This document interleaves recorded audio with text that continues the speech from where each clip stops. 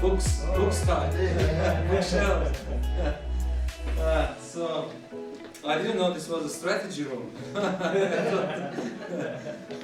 I've been working here for 12 years, but I didn't know the name of this room. I think it got renamed, right, recently. I thought the boardroom was maybe somehow called strategy room. Anyway, it's a nice room. Hello, please come in. Well, everyone has a dream, and some people have a lot of dreams. So I had a dream. One of my dreams was one day to have a ISBN number of a book written by me, posted in the status, in Facebook, without any comments, just ISBN number, and that came true. And it came true because hard work, some experience, and also a joke. Jokes may also come true, okay? Not just dreams. Okay, so I used to joke.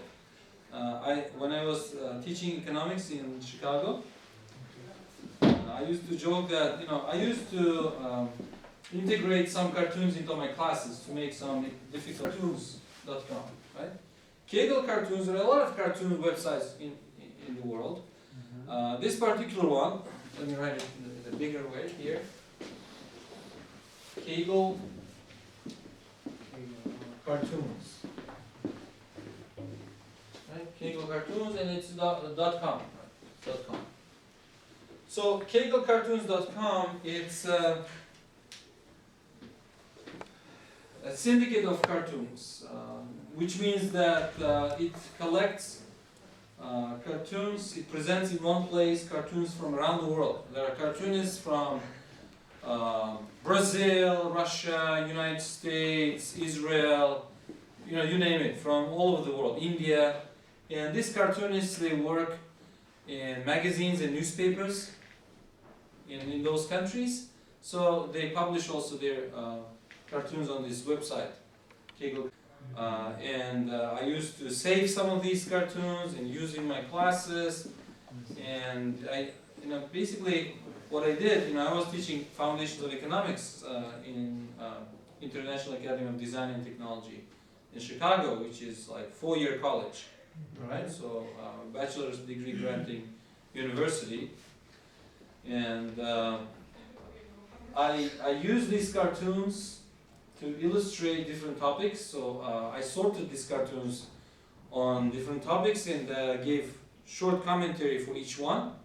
So each paragraph and picture is kind of linked to the next one, and it came out as a book. It's a short, almost 120-page, a short book. But as as I was writing this book, I came across. It was actually financed by JICA, Japanese International Corporations Agency.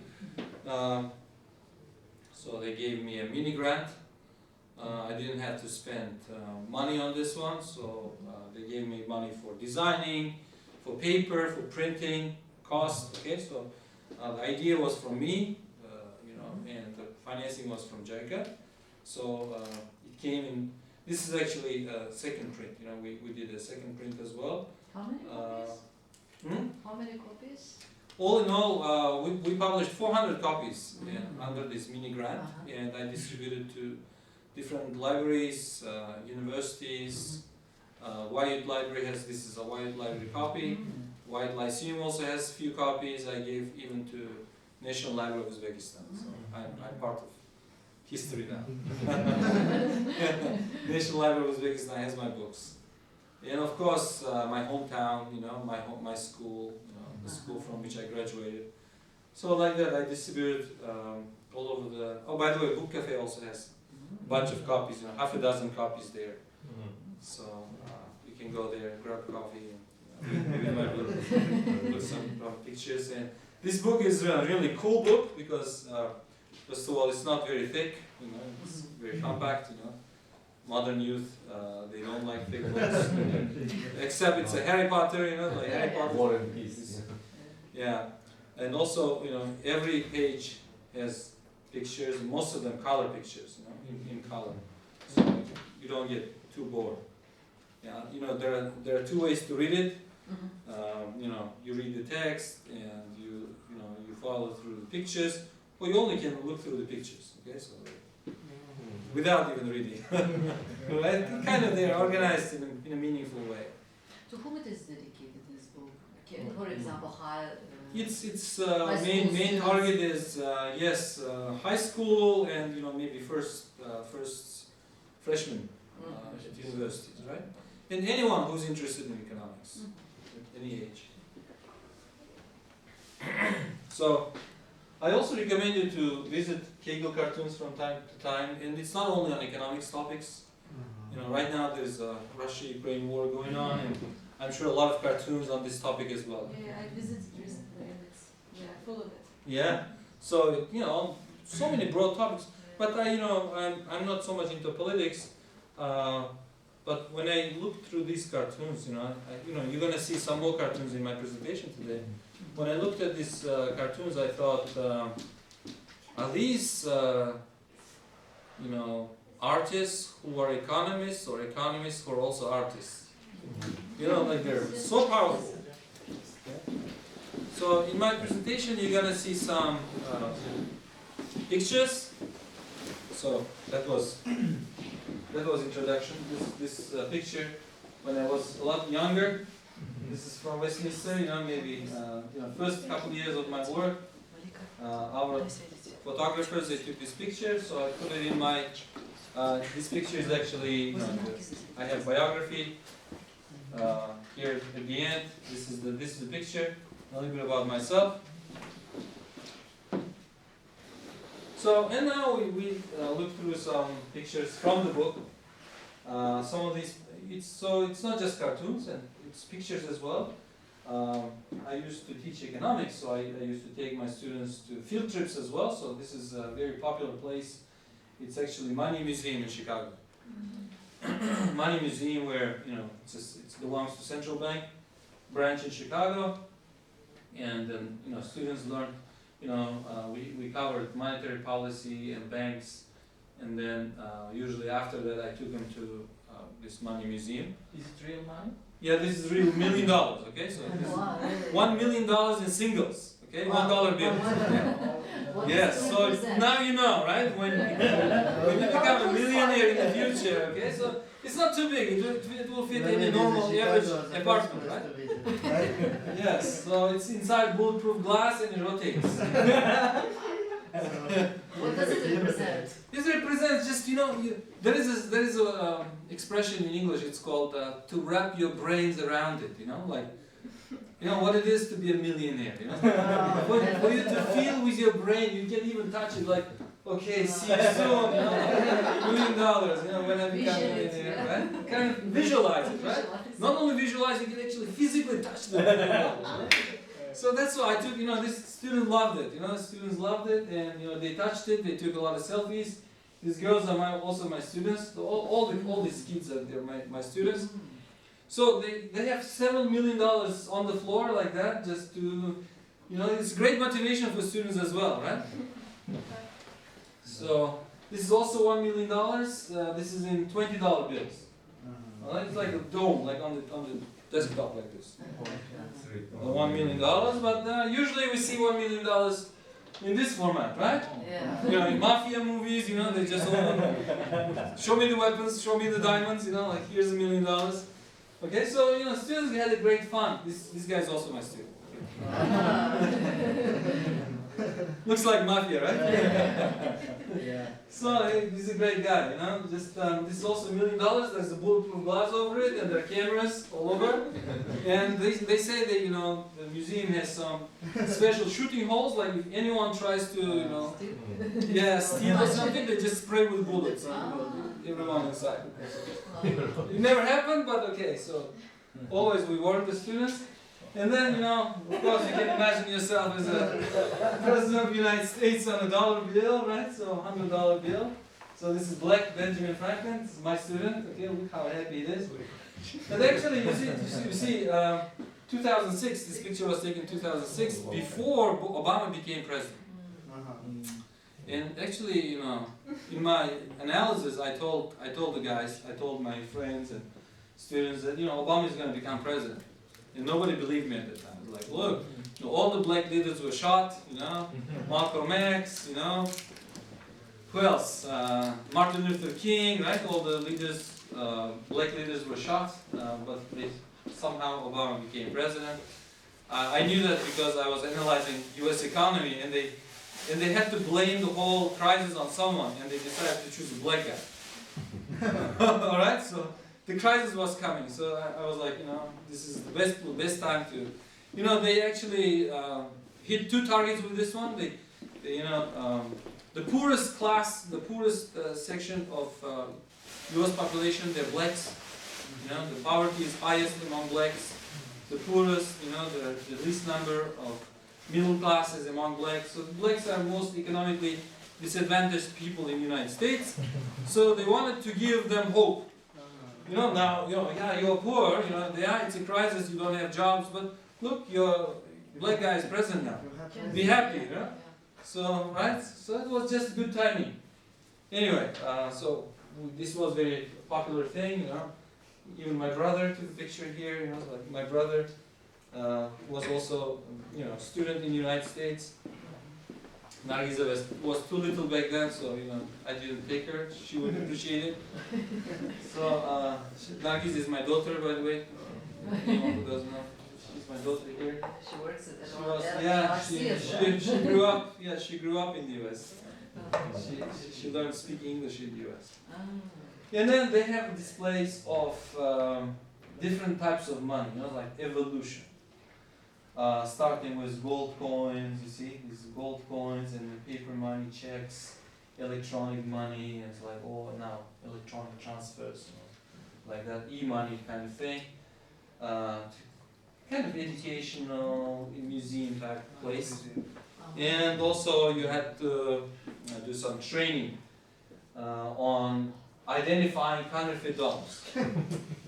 Alright, so there's actually this special machine. So you just walk around and there is a button counterfeit and real. So you choose one. It's like true and false question, right? You choose one. If you're right, it's a yes. You're right. Congratulations. Pay attention to these things. And then if you're wrong, they also highlight this. You're wrong in your choice. You didn't pay attention to this thing. So I went to this museum so many times.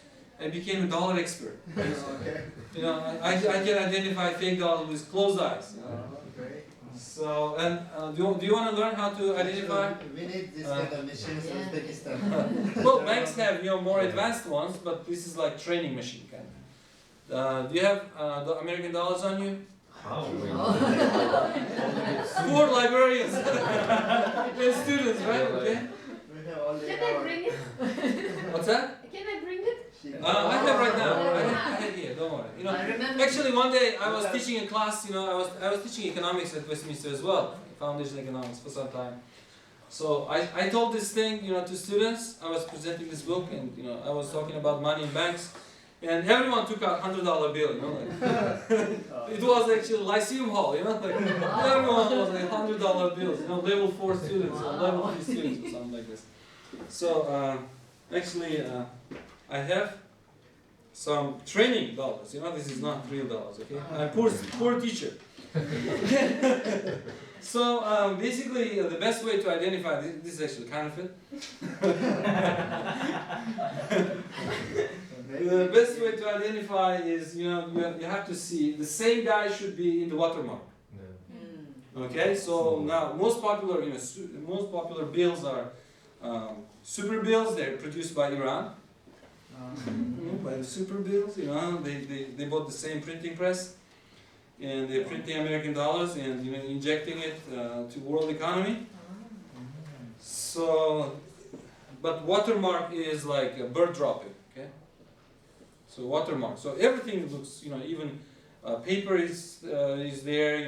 The thread is there and everything, but they really hard to copy or to make the watermark real, right? So whoever so if it's Benjamin Franklin, it should be Benjamin Franklin watermark. If it's Ford, for example, right, President Ford, it should be President Ford, or Lincoln should be Lincoln. For example, on $5 bill, there's President Lincoln. on $5 bill. So some mafias in the world, they use, they still do, like they bleach $5 bill, they put it in chemical, so only white paper is left, and they print $100 on it, okay? The size, same size, the paper is still the same, okay? So that's why you have to be very careful, and there are a lot of counterfeit money, Uzbek money, counterfeit also now. You have to be very careful. In your sample, also the same mistakes. There are different people in the picture. That's what I'm saying. You know, the mafias, they just take $5 bill, they bleach, and they make it $100 bill. So they actually, the margin is $95 right there. All right. So by printing. Uzbekistan also is going to buy the such kind of equipment. Is it right? What kind of equipment? Identifying American dollars? No, no, to print out the dollar. I don't know. Some mafia friends or something? This is very dangerous. Even talking is dangerous. Don't even think about that. You know, by the way, this is real. I have a milkman. You know, everyone buys milk, right? You buy milk in your neighborhood, so they deliver. You know, I like fresh milk, not from supermarket. So he's in his village. Some guys were printing 100,000 sums bills. Okay, they were caught. So yes, so try not to become a millionaire that way. Okay, so it's a very dangerous way to become a millionaire. So look at these cartoons. Just in one picture, what do you see here? Water in it. From Yeah, the water pipes. Right, all these water pipes. Whole world is covered with water pipes. But in economics, who knows the definition of economics? Who knows? Who remembers definition of economics? Very simple definition of economics. Who remembers? You know, maybe partially. I can help. Yes. Meeting unlimited needs with limited resources. Not needs. Demand. Needs are limited. Actually. Needs are limited, Needs are- but Wants the are. Wants are unlimited. You know, want, right? One. So it's economics. It's a social science which studies how economic entities. Economic entities means individual, firm, country, you know, or union of countries. So economics is a social science which studies how economic entities, they try to satisfy their unlimited wants using the limited resources, right? So you have, on one hand, you have unlimited wants, and on the other hand, you have limited resources, right? So you have to kind of make a lot of trade-offs. So trade-off is an economic term. So you have to make trade-offs. Oh, maybe I'll, you know, I'm gonna do this later, but this is more urgent now, right? So budgeting, right? So budgeting. So you try to make best trade-offs. So here, you know, because water is limited resource, right? No matter how many water pipes you have, you know, it's like it's not gonna get more, right? So in water is shortage is one of the biggest problems in the world. Until this week, right? So we have a lot of water now. It's becoming, you know, Tashkent, depending on the time of the week, it's becoming London or Venice, right? So 3 in 1. So, and what do you think about this picture? No, this is not water, no. You know, that's oil. Yeah, it's oil, right? So oil is finishing in the world, right? For example, Uzbekistan has less than 50 years worth of oil left, proven reserves in Uzbekistan. We are more, how to say, we are rich in natural gas, more than oil, right? Yeah. Oil is a smaller reserve and not much. So look, in one picture, it's like you're drinking up, the whole humanity, right? Is drinking up oil from the underground, so very little left of oil. So oil prices are rising, natural gas prices are rising, and then whatever rises in price becomes a precious thing, right? So women are wearing, you know, oil barrels, as jewels, right? Like around their necks, you know, oil barrel kind of bag, handbags, right? Look, this is how great, you know, like with one picture they're showing whatever is going up in price is becoming some decoration, you know. Now this is about how can you interpret this one? This is more complicated one. Labor. Is it the labor? Yeah, Yeah, look, this People. this is like, you know, family sitting around the table and they have a fan. And this fan is being powered by this intricate machine powered by hundreds of maybe people, right? Yeah. So how can you interpret? Comfortable life. Hmm? They comfortable life. It's The Yes. levels of of the Uh-huh. cost of. So only few Somebody- people benefit from the manpower of Yeah. society. and- All right, so you can actually criticize capitalism, you know, like you know the rich people, you know, So so social, many people, yeah, social Yeah, gap, right? Actually, there's a special term for it, you know, economic gap. You remember Yeah. the economic gap between rich and poor? Region. Gini coefficient, right? There's a Gini coefficient. So it shows, but it's not that, you know. Then you can just go in there. But this is about efficiency, you know. So many people are working just to power one fan. Low efficiency. So Uzbekistan economy. Why you know? So many Why resources. some countries are poor while the others are, you know, wealthy, right? So one of the reasons, the main reasons why countries become rich, wealthy, and why some countries stay poor is because low efficiency in using not only human labor but also human creativity. You know, like just knowledge is not being exploited, used for benefit of the many. But you know, even poor countries, few people are enjoying fans, right? Yeah. So they're enjoying people's labor. And this cartoon depicts China as a bicycle. Right? This is Chinese bicycle, this is Chinese economy. Look, it's being powered by dollar, right? It's being powered, but it's being guided, you know, the guiding wheel. By Chinese Communism, right? Communism. Communistic ideologies, right? So it's showing like, labor. you know, it's a Chinese economy is like hybrid of communism and capitalism, kind of, right? So guiding wheel is communism, but the powering wheel is capitalism. Okay.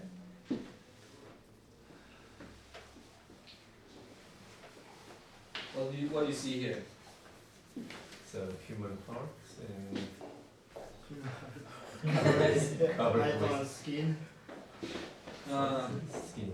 You know, look at this Snakes. shapes. No, look at the shapes. Look at this. That's Italy. That's Italy, right? Yeah. So this is the world, you know. We have one world, you know. It's our heart, and it's precious, and it's in smoke, right? This is global warming, right? Pollution, you know, ecological problems. So, but it's our heart, right? This is our, you know, we only have one heart, right? So it's like we only have one world, right? So we have to take care of it. Does this So- red color represent the blood and blue represent the water? Yes, well, red is more like, you know, it's red is taking over, right? The planet, so it's drying, you know, like there's you know, resources are being depleted, right? A lot of countries are having water problems, and this one is what you see here. They're making shashlik out of the planet, right? The factories, all these By burning. by burning coal and natural gas and oil. They're frying up, right? They're grilling the planet. Now, the largest chapter in the book is about money and banks. Therefore, we're gonna see several cartoons on money and banks. So, your description of this?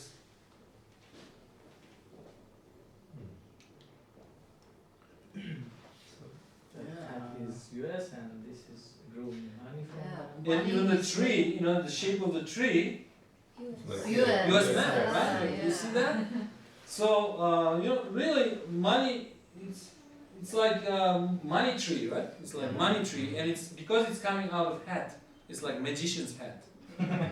You know, it's a magic kind of, right? And really, you know, US dollar in a way is magical because it's not supported by anything. You know, it's not backed by any gold or silver, anything. It's not so many people still believe it's something is backing, but it's not backed by anything.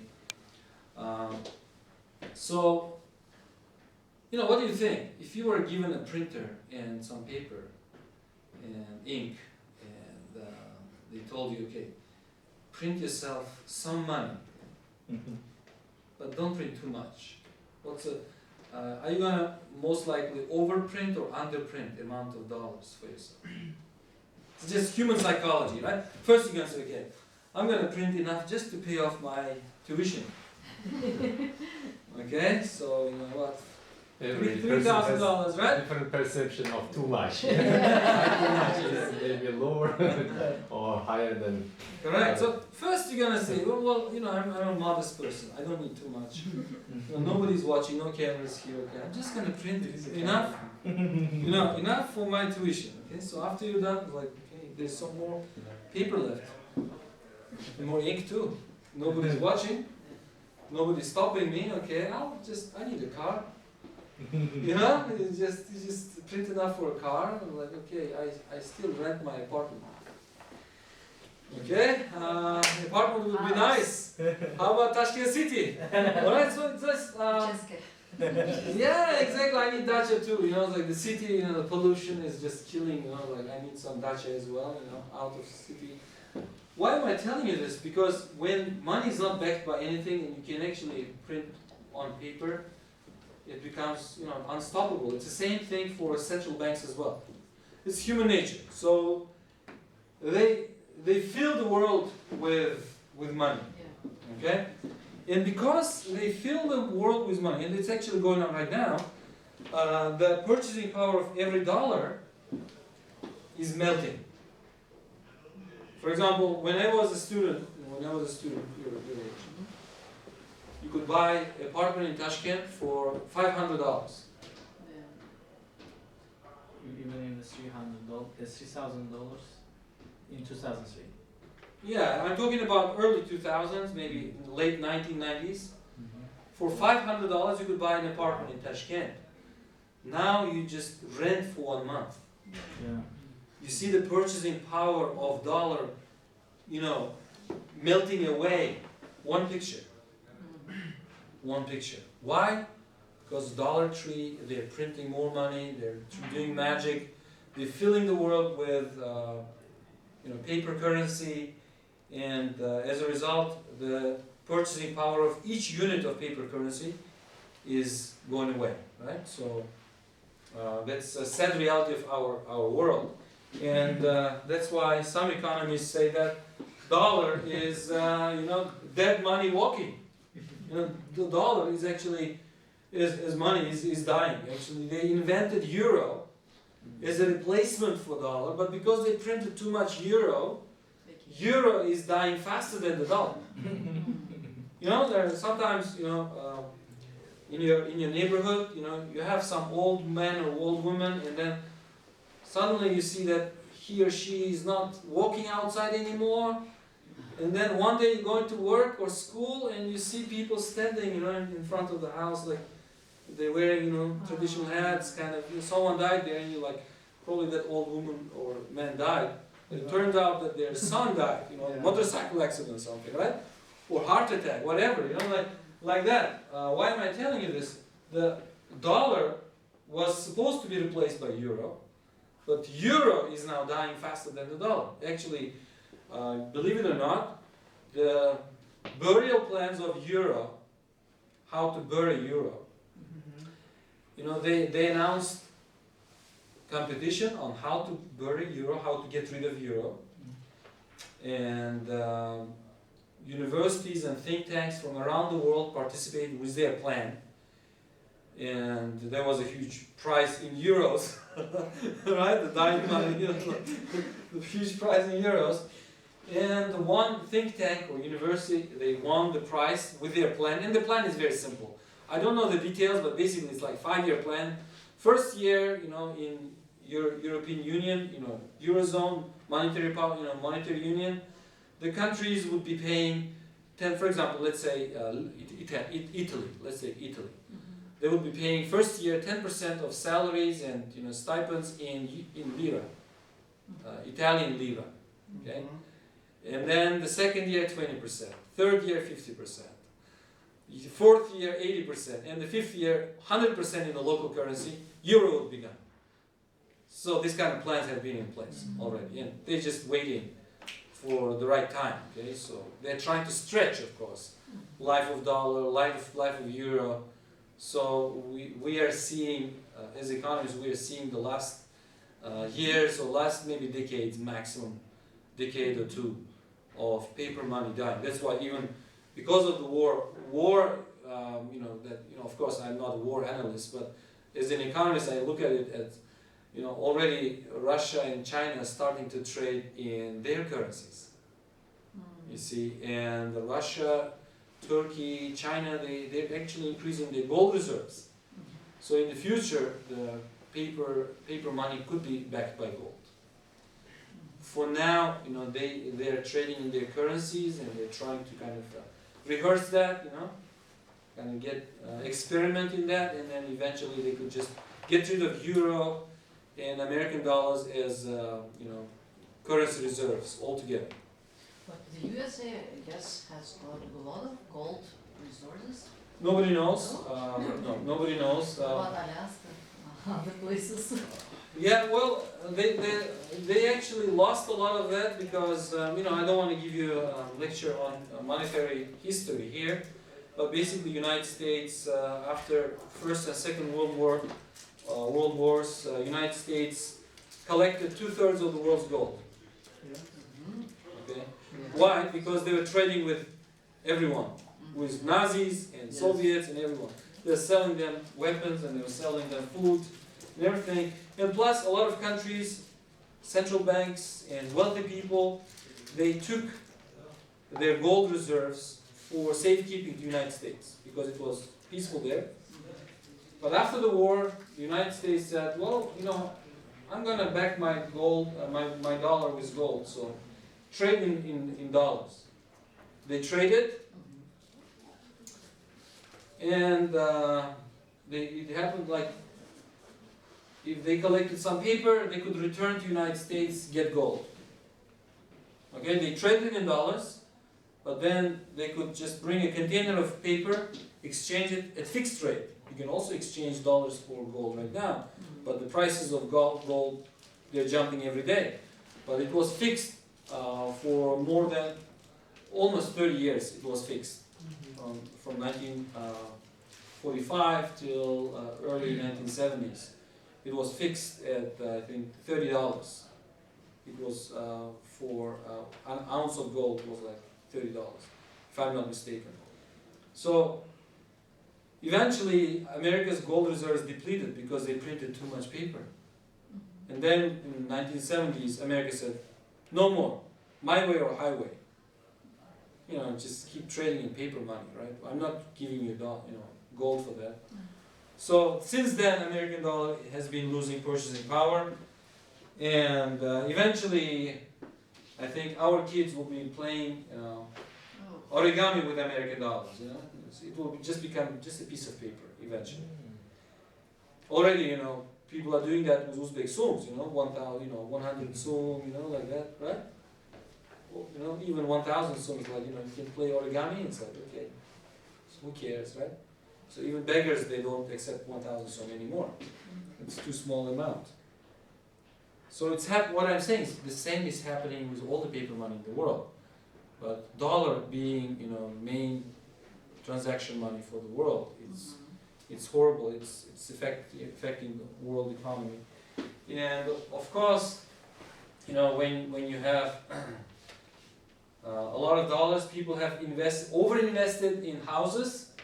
And house prices skyrocketed, but eventually, because of oversupply, the housing prices dropped.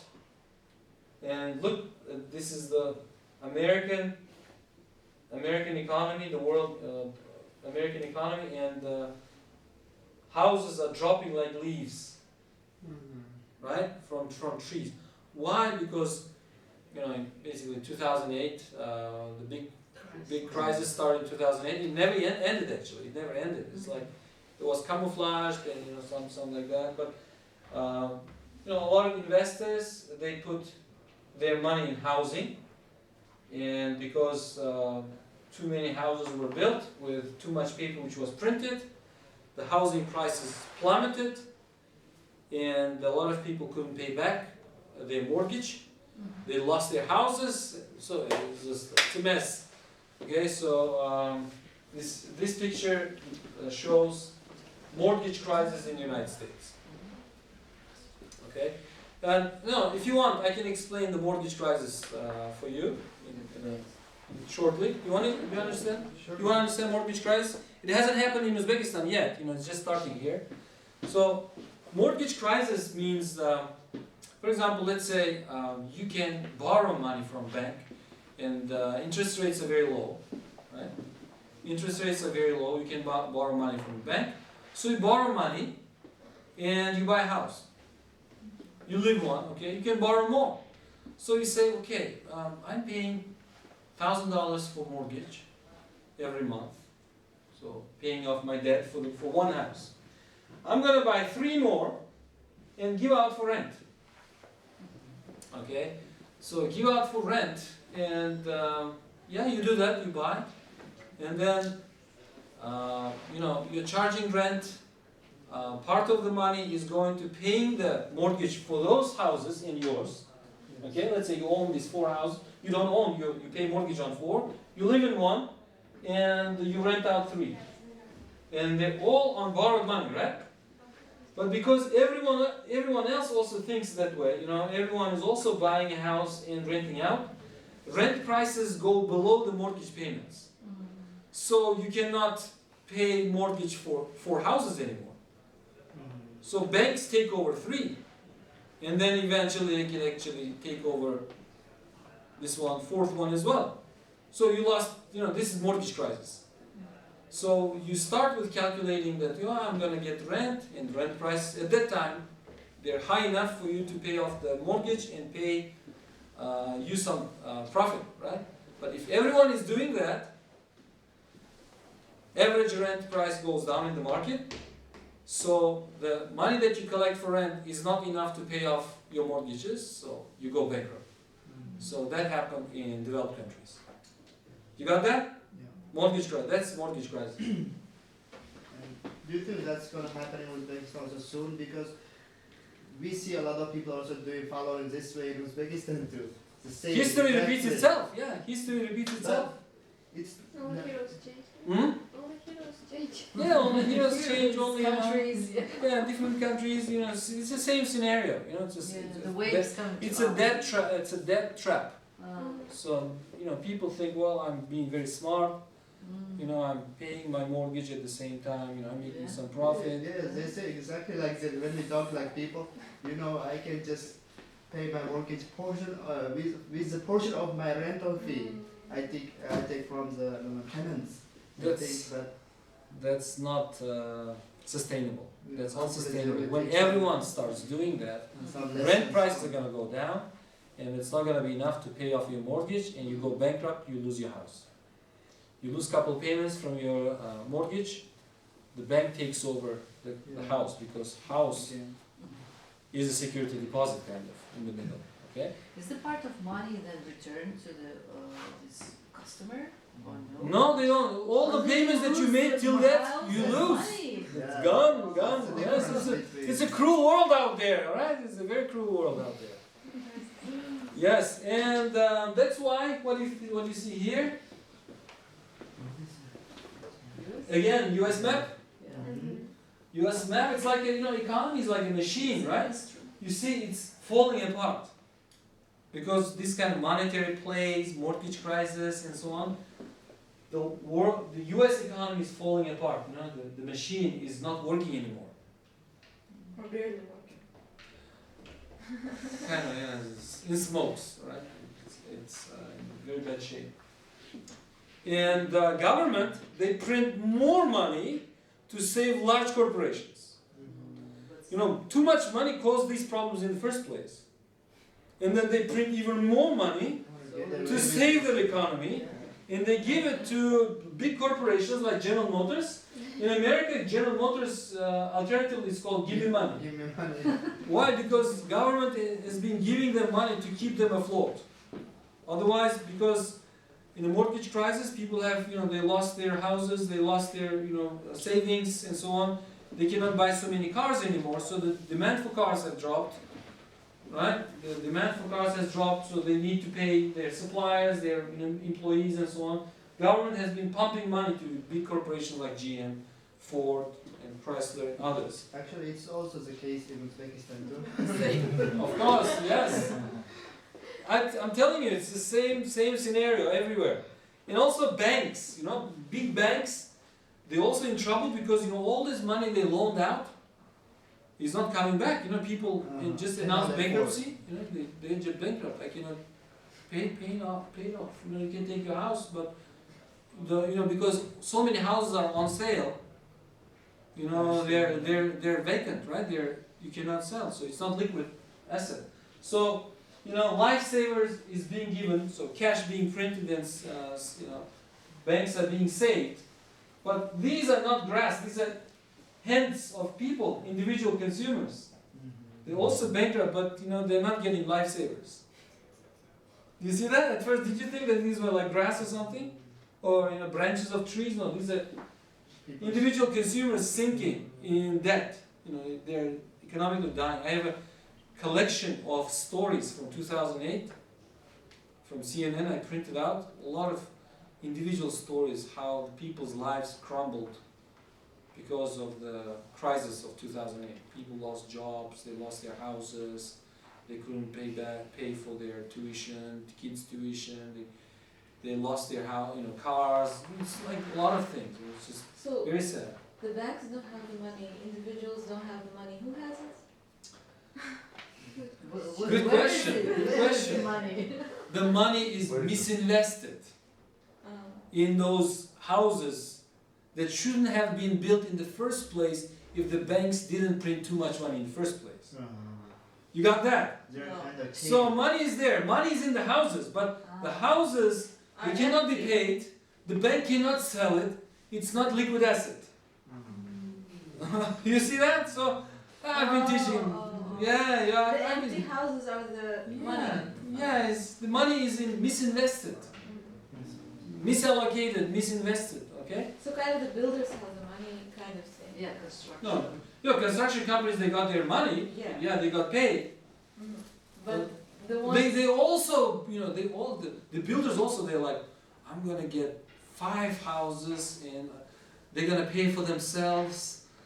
They also eventually, because rent prices went below the mortgage price payments, they also lost all their money they earned by building. Okay, so everyone is worse off here. Okay, so except the people who can print more money. Yeah. So what Which do you is think, central what banks. should be actually done at that time Well, to not to allow this such kind of crisis? thank you very much. You're really good readers and you're very good questioners. Good questioners. Basically, long story short, humankind operated the world economy, as we call it now, operated under gold and silver standard for thousands of years without this kind of crisis. Because it has Because actual price. yes, because Value. money, gold and silver, is limited, and no country in the world, no bank in the world, can oversupply gold and silver and flood the economy and crush the economy. Okay, so we have to go back to gold and silver eventually. And in different parts of the world, different countries have been talking about that, and now some students are taking Islamic finance class we have at Westminster. Yeah. So Malaysia, Saudi Arabia, Turkey, they've been talking about golden dinar for a long time. There are attempts to do that locally, but it's not a solution for global problems. If the whole world goes into gold and silver, that will eventually solve these problems of oversupply of money, misallocation of resources, and so on. But until then, the world economy is dying. The graph has gone so down, it went through the globe. Okay, so look, and here's another one, the world economy is being buried, they're taking it to the cemetery. Right? As the economy as we know it, so it's not the same, it's not going to be the same anymore. It's going to get just worse. Price is going to be higher, salary is going to be lower, the pension is going to be less, or no pension when you retire, okay? Housing will be more expensive, rent, it's gonna get more expensive eventually. So it's not a good time, you know.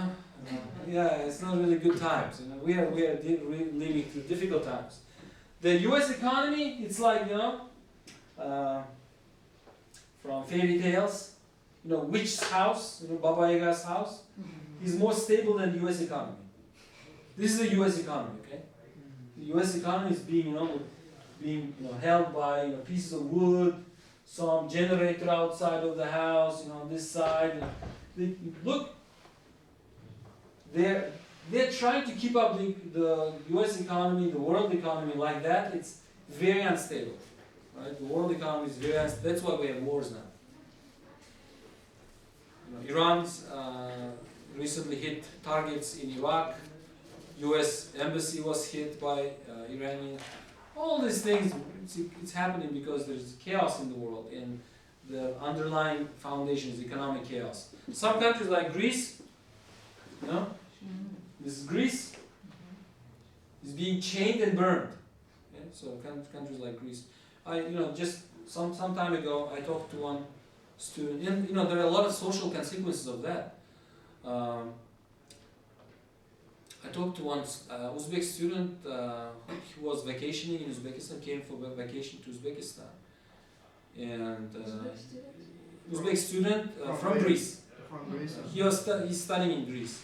Maybe by now he already graduated. But, he talked about social problems in Greece, unemployment, a lot of factories closed, poverty, crime rate is very high. So a lot of social problems happening. So, especially smaller countries with weaker economies, they're subject to this. And this cartoon, what do you think about this?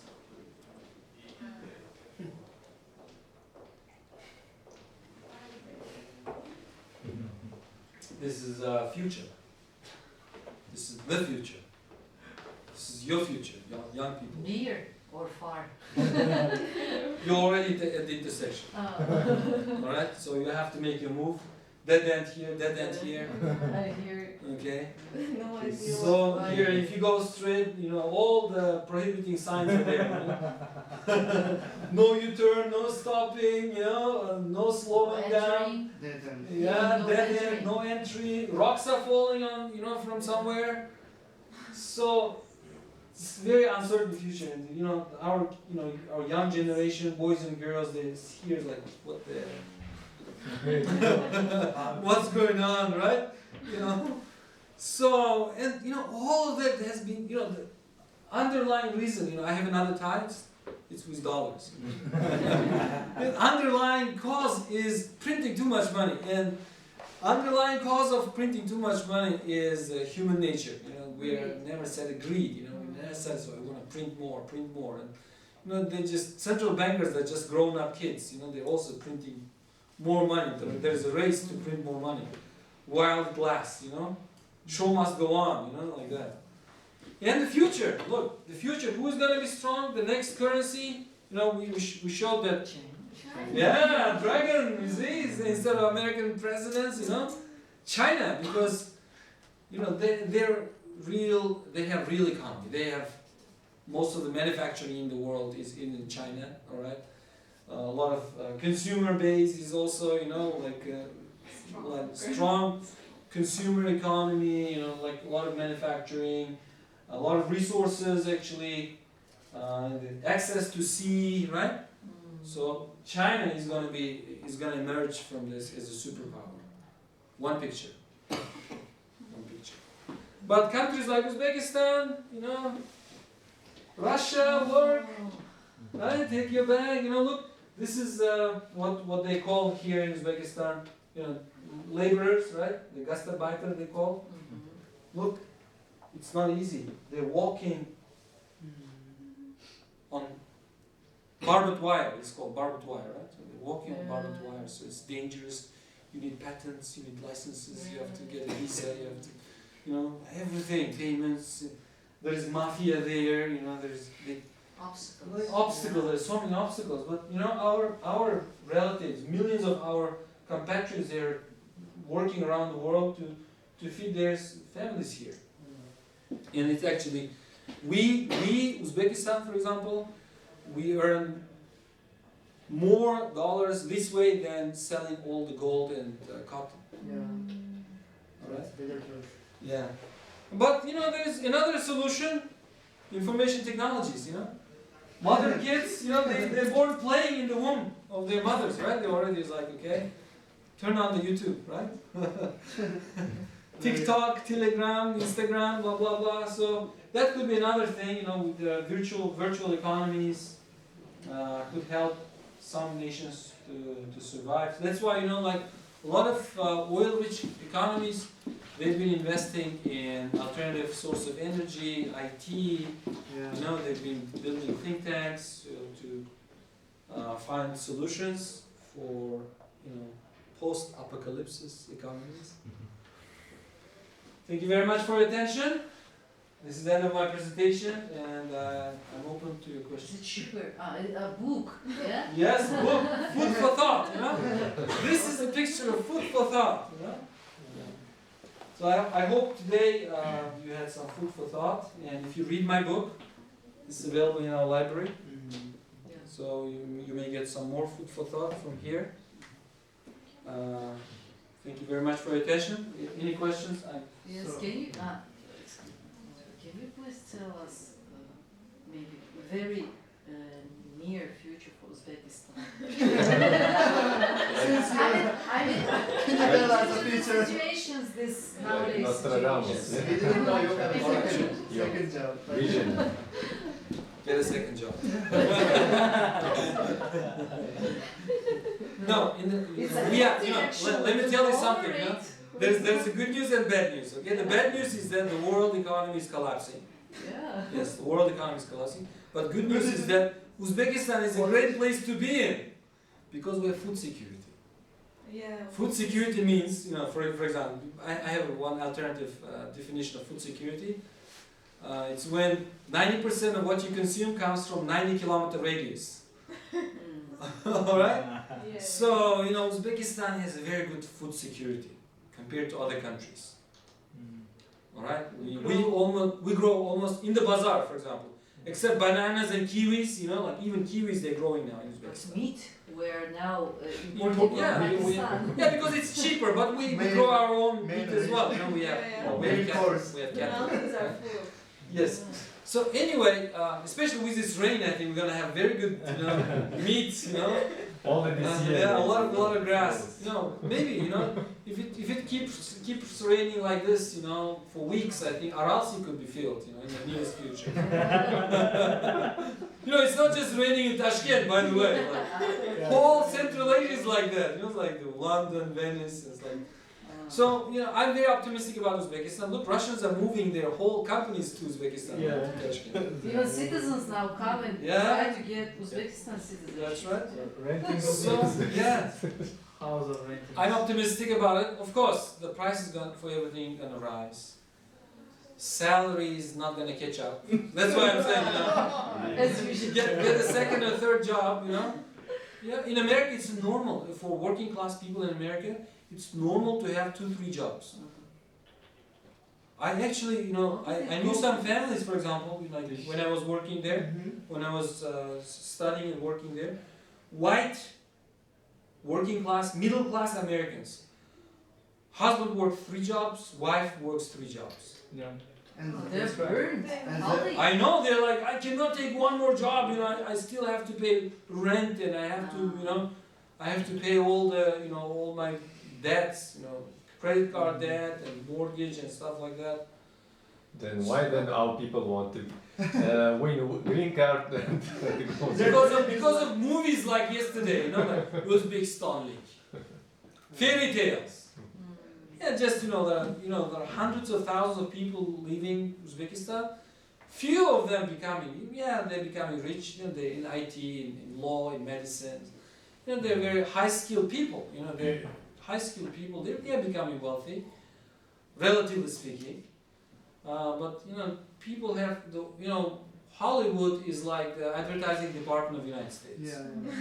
They over-advertise, they over-advertise. So there's a joke, the one guy from Uzbekistan, he went to the United States, was like, money is, just, you can find money, sweet money from the floor.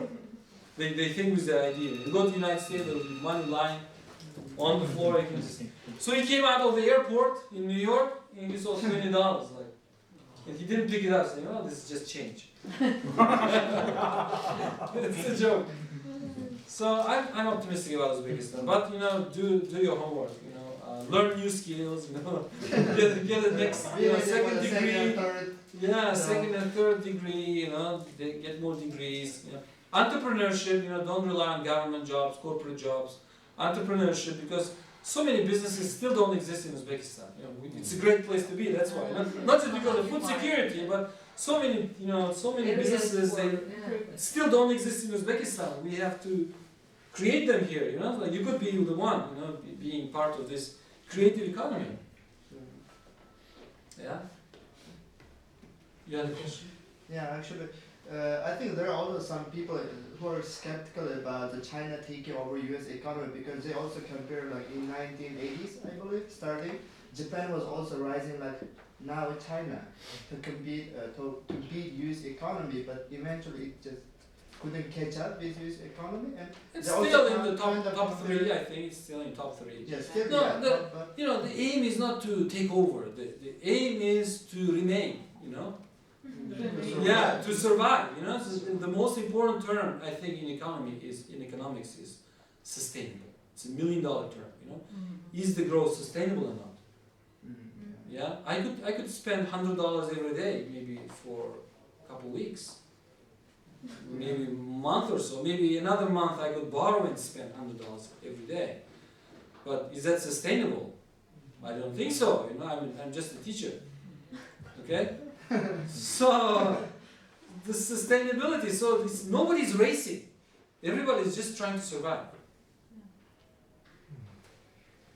I have again question regarding this gold and silver standard. Yeah. So why gold and silver? For example, if we tie this our economy to the sneakers, yeah.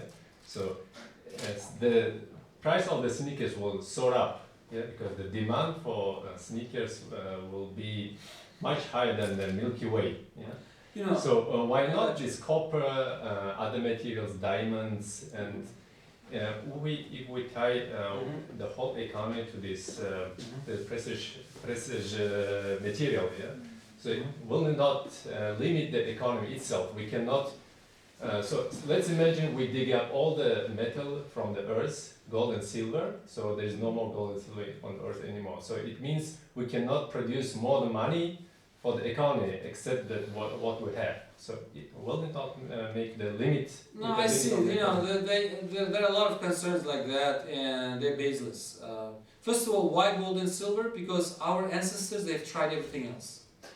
They tried rice, but chicken ate the rice. Okay, so suddenly your salary was gone. Okay, so the chicken ate the rice. Okay, and they tried salt. By the way, the word salary came from salt. Because it was precious thing. Roman soldiers were used to get their money as salt. They could exchange it for anything in the bazaar, in the market later on. So salary is from salt.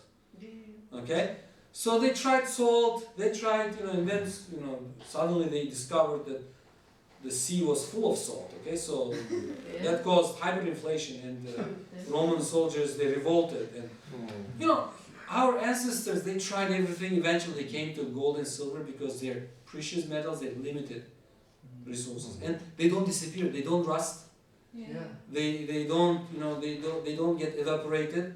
So imagine all the gold and silver which was ever excavated is still in the world. It didn't go away anywhere. All the Egyptian gold, Bukhara gold, Russian gold, King's gold, and everything.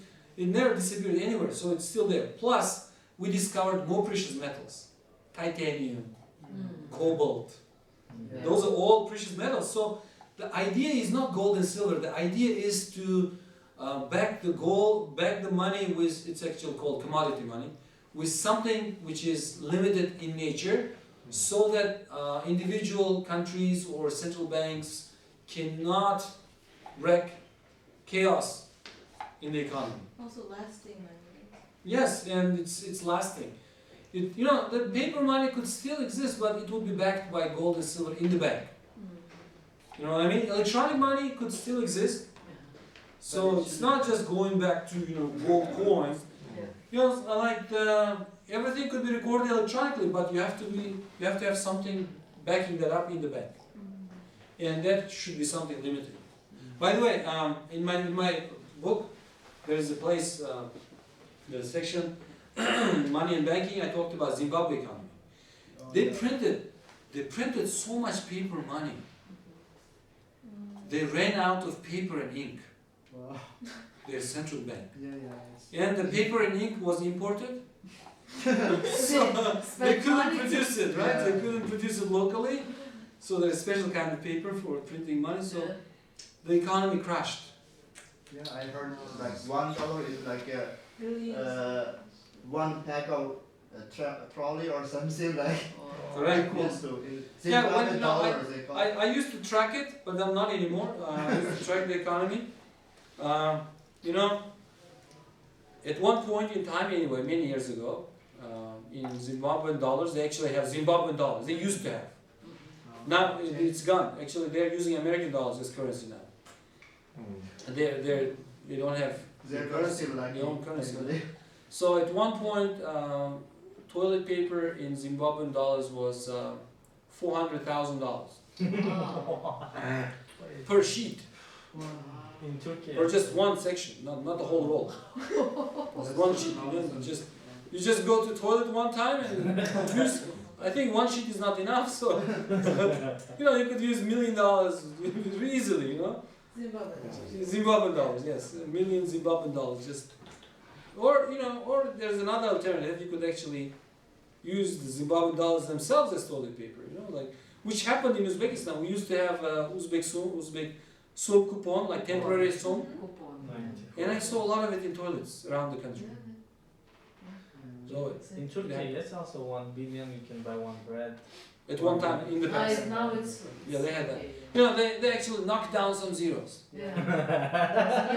It's like, you know, it's a game. You know, it's like, yeah, I guess, like, you know, just cross out some zeros here. You know. That's And Uzbekistan did that too. When we went from Som coupon to Som, it was actually we removed 4 zeros.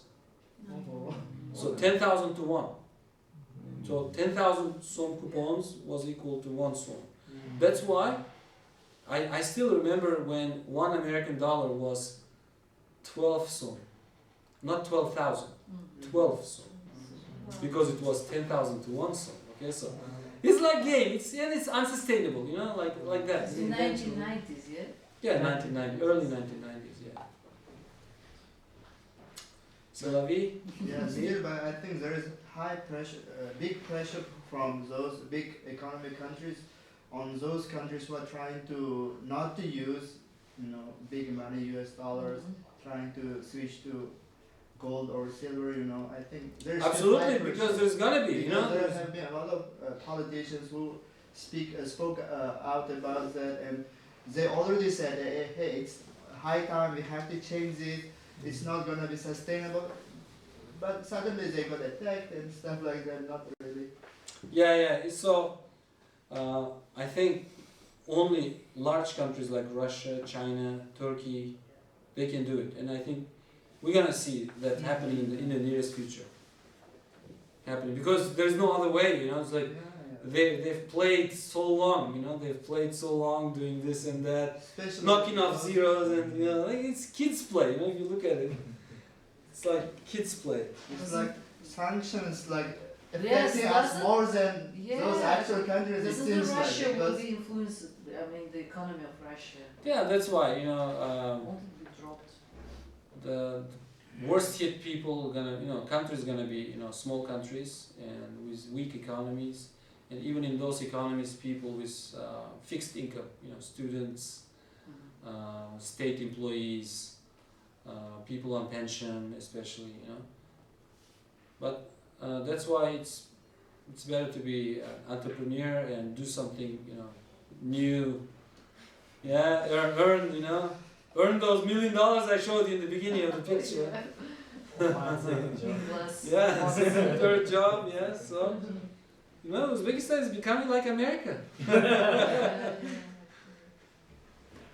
Those middle class families in America, they were all like high education level with almost, I mean, or with. Yeah, by the way, education. average American doesn't have master's degree. Okay, but still, Yeah. other levels they have bachelor's. Many have bachelors, yes. Yeah, many of them, And they, those- they have several degrees and yeah, 2-3 jobs and I see. yeah. That's why, you know, oh my god. Sad. Don't be sad, you know, it's like the sun is gonna shine soon. It should be In 10 it days should motivate us to. Sunny days are coming, you know, we have food. Yeah, we can feed But ourselves. sometimes I don't think this way too. When you go to bazaar, sometimes you know. expensive. Tashkent is what? City of bread, right? Mamurjon, when you visit sometime bazaar, let's say local potato is expensive than potato from Russia or Pakistan. I cannot imagine that they paid for transportation fee or even like labor. I showed you that wheel, you know. Agriculture, Efficiency. efficiency, you know, we have low Our efficiency. potato is low, Yeah. low efficiency. So Our agriculture is one of the most inefficient agricultures in the world. We have so much land, but just staying there. you know, what else? You might think like raining a lot. It's good actually, but then I also come out and say it rained a lot and it just what is it? Wiped out our crop, Yeah. So it is the reason. So our gardens couldn't, you know, blossom till the end. What's the benefit of rain if you cannot use it properly? Yeah, exactly. You know, it's basically the 21st century is a knowledge-based economy. You know? It's knowledge is going to make the difference. Knowledge is going to make the difference at the individual level and the country level as well.